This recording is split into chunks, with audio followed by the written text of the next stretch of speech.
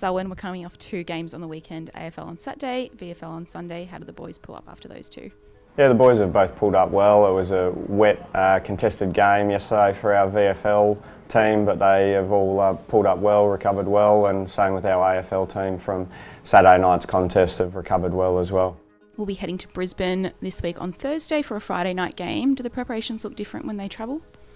Well, it looks a little bit different just based on the fact that our AFL team has a 6-day turnaround and so does our VFL team, but they play on different days. So how we manage the list, just based on who's going to be playing Friday night and then trying to maximise who's available for the Saturday VFL clash, means that we run a hybrid program this week. So the guys who played on Saturday night will full train tomorrow, while the guys who played on Sunday, they'll have their normal flush run, and then we'll look to adapt their training sessions as we go through the week.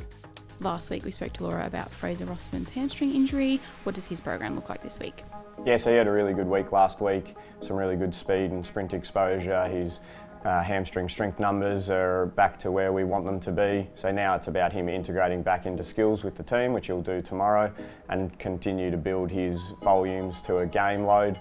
He won't be available for this week's game, but given how well he's progressing, he should be available for that VFL first final. And Andy Moniz Wakefield had a groin setback last week as well. What's his schedule look like?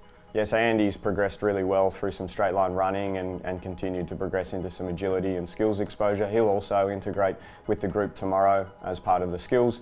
He won't be available this weekend, but is continuing to build his agility and speed exposure across the week, and we'll look to see him integrate either into the first final or possibly the week after. So he's progressing really well. And just lastly, Tom McDonald, we keep seeing him progress really well in his rehab. What's next for him? Yeah, so Tom progressed into training last week with the group, completed some kicking based drills and some aerial contest work. He'll continue to build that exposure this week with the group.